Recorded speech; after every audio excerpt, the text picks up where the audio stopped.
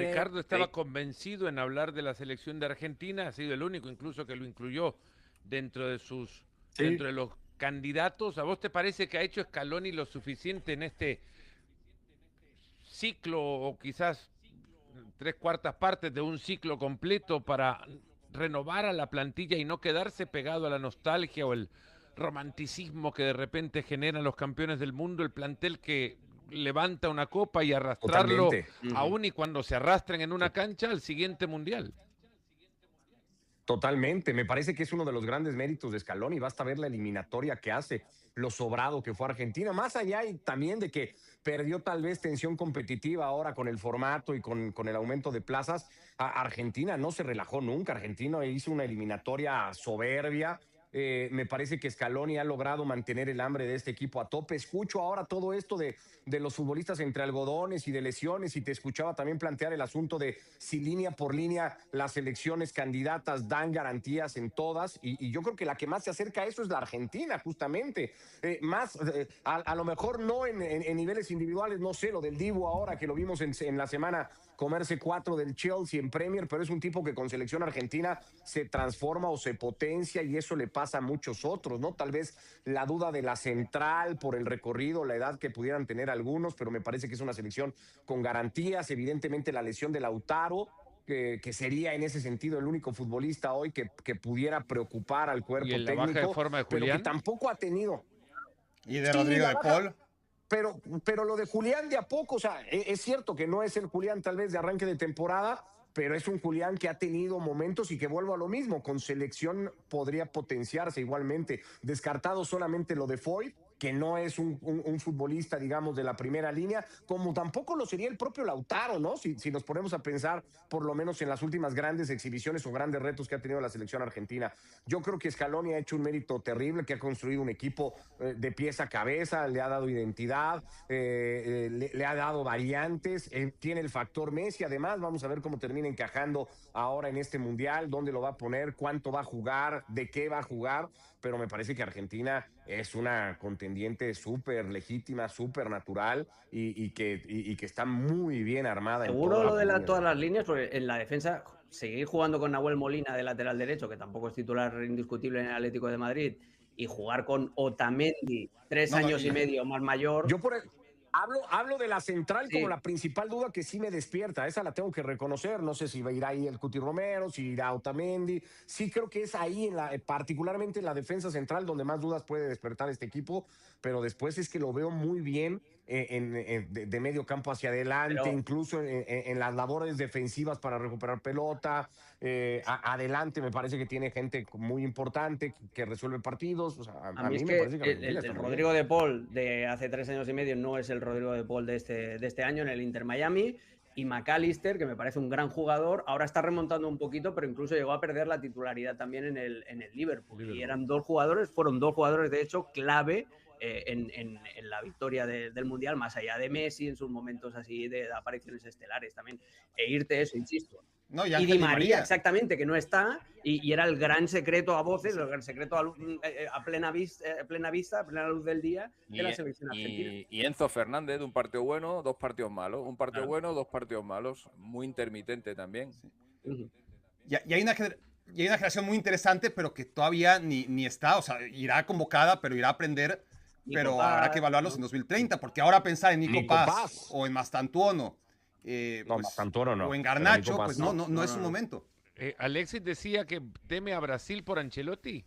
Sí, sí, sí. Creo que Ancelotti ya nos ha demostrado que es un entrenador de torneos cortos, que es un entrenador de eliminatorias y que es un entrenador que a su manera es capaz de extraer lo mejor de los buenos jugadores. Y Brasil tiene muy buenos jugadores. Eh, a Brasil le pueden faltar muchas cosas. A Brasil le puede faltar un goleador en concreto. A Brasil Laterales. le puede faltar los laterales que ha tenido históricamente, que ha sido siempre la selección que más ha destacado por esa posición. A Brasil le puede faltar un buen mediocampista. Pero Brasil tiene muchos muy buenos jugadores por todas las zonas del campo. Y Ancelotti es capaz de extraer de esos jugadores una buena versión.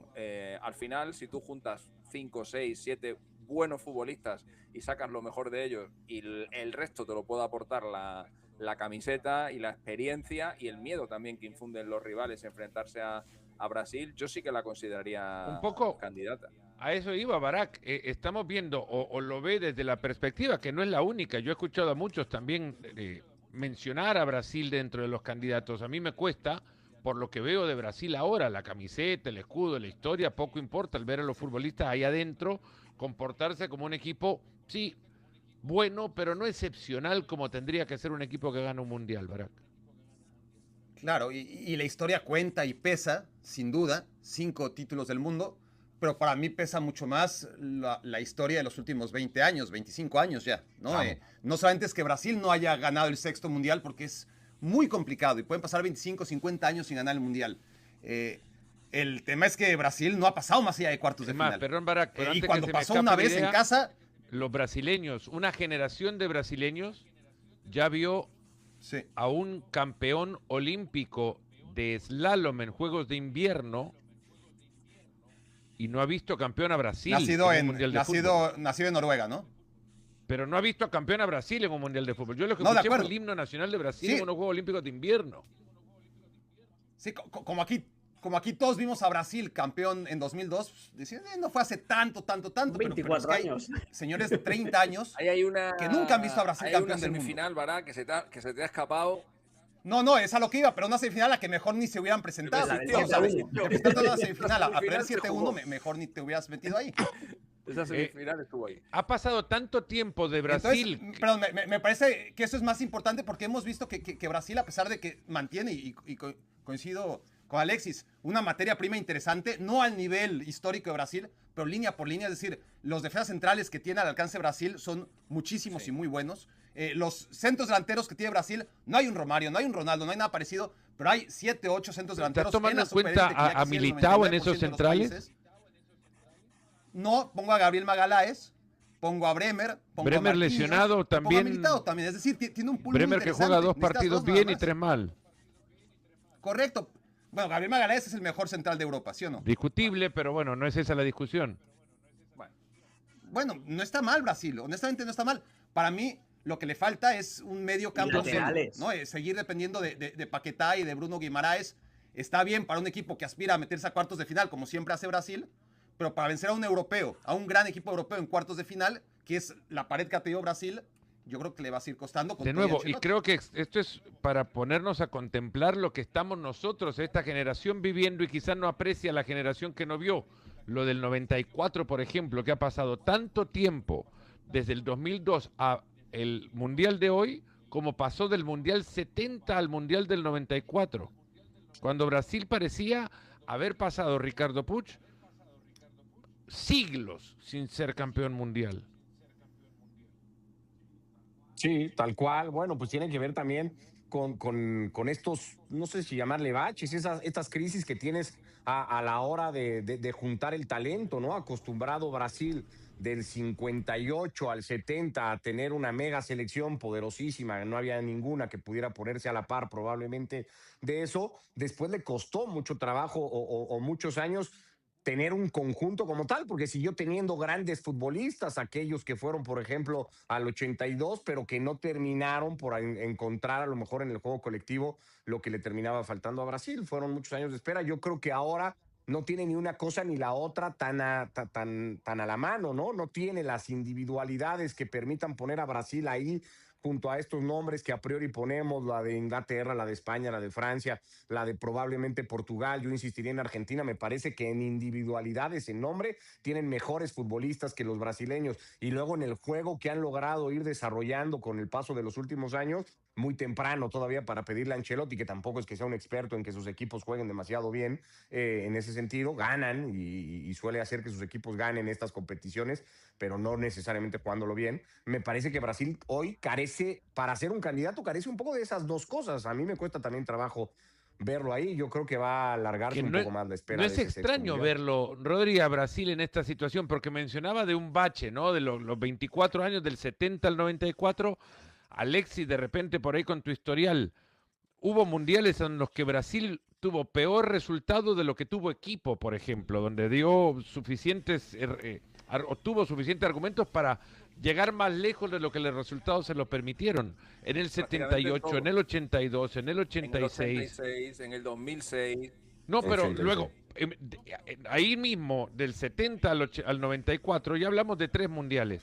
Del 2002 para acá, quizás solo el 2006 tuvo a una selección brasileña donde verdaderamente el fútbol le fue de alguna manera injusto, ¿no? Y podríamos decir injusto con Roberto Carlos llevándose la mano a la rodilla mientras Francia pateaba un tiro libre donde llegaba solito Henry al segundo palo. Pero tuvo mejor fútbol Brasil. Y ahora no hay mundial a donde diga Brasil mereció llegar más lejos de donde llegó. Quizás hasta llegó muy lejos en el 14, Rodri, y ahí está el resultado. Bueno, a ver, yo creo que Brasil ha sido víctima de su propio éxito, ¿no? El hecho de haber conseguido tantos mundiales, de ser la canariña, ¿no? El número 1 en cuanto a títulos. Yo creo que al final ha hecho que Brasil haya perdido un poco la perspectiva de lo que creo que es la base para conseguir un mundial, que es un equipo. O sea, porque Brasil ha fomentado mucha parte de su éxito, entre comillas, en los últimos años en individualidades, ¿no? Apostándolo todo a gente importante, haciendo los equipos en torno a gente importante. Y ya que hablabas de 2014, por ejemplo, lo de Neymar. O sea, era todo Neymar y el resto era gente que trabajaba para Neymar, que seguramente es algo que se puede llegar a entender, pero que al final, si tú no construyes un equipo, ¿qué pasa? Que se te lesiona Neymar y pasa el partido, la gran vergüenza contra Alemania, que los que estuvimos en el estadio lo recordamos como si fuera ayer, y es algo que creo que nos va a acompañar toda nuestra vida por ver la superioridad respecto entre un equipo y otro, ¿no? A partir de ahí, estoy un poco de acuerdo con Alexis, que creo que le viene muy bien a Brasil el hecho de tener a Ancelotti, porque Ancelotti sabe perfectamente cuáles son las armas para ganar una competición de eliminatorias. Creo que lo va a tener complicado porque para mí no tiene suficiente potencial, pero si Ancelotti es capaz de armar un buen equipo, un buen colectivo, puede suplir ciertas carencias. ¿Le dará para estar ahí? Yo creo que no. Yo creo que le puede dar para llegar un poco más lejos que en otras opciones. Sí lo consigue, insisto, porque creo que es la asignatura pendiente que pueda tener Ancelotti con una selección que encima acaba de tener la baja de Rodrigo Goes, que para mí, a pesar de no estar en su mejor momento, creo que era alguien importante por lo que te puede aportar en ataque, en varias posiciones, su polivalencia, pero insisto que creo que aún así, Ancelotti consiguiendo la mejor versión de Brasil, creo que está lejos de una versión al 60-70% de España o de incluso Francia. De Brasil un par de cosas. En 2018 sí que tuvieron la mala suerte de encontrarse con Thibaut Courtois en aquel partido, porque ahí sí que no tenían mala selección y no jugaron mal, pero ese enfrentamiento con Bélgica, Courtois fue crucial en los cuartos de final. Y en el 94 Brasil jugaba feísimo, pero tenían unas grandes individualidades. El problema de ahora de Brasil es que no tiene un Romario, no tiene a un Bebeto, no tiene a Branco, por ejemplo, en el lateral izquierdo, Jorginho en el lateral derecho. No sé, es la diferencia, que sin jugar bien ninguna de las dos selecciones, si queremos establecer un paralelismo, ahora que vuelve el Mundial aquí a Estados Unidos, el de 94 jugaba feo, tenía a Dunga de medio centro, con eso ya te lo decimos todo, pero tenía unas individualidades que podían, y de hecho lo hicieron, marcar las diferencias. En este Brasil sí tienes buenos jugadores, y es lo que dice Barak, hay muchos, y Barak siempre lo explica en ESPN FC, que hay un gran casting en la Premier League para ver quién es el delantero titular de la selección brasileña, que parece que Joao Pedro se va a llevar ese gafete, pero hay muchos otros jugadores, Evanilson, que están llamando a la puerta, pero no tienes a un Romario y no tienes a un Bebeto. Y eso para mí marca la diferencia.